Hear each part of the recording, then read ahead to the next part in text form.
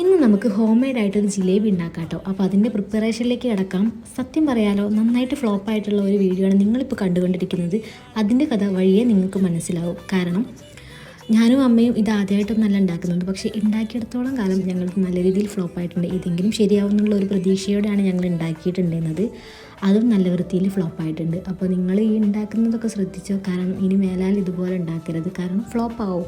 അപ്പോൾ ഇതുവരെയൊക്കെ ഞങ്ങൾ അത്യാവശ്യം നല്ല വൃത്തിയിലായിരുന്നു പോയിക്കൊണ്ടിരുന്നത്. പിന്നീട് ഈ ഒരു പൈപ്പിംഗ് ബാഗിലേക്ക് ഈ ഒരു മാവ് ഒഴിക്കുന്നത് വരെ വളരെ കറക്റ്റായിരുന്നു. പിന്നീട് ഈ ഒരു മാവ് ചുറ്റുന്നത് തൊട്ട് ഭയങ്കര ഫ്ലോപ്പായിരുന്നു.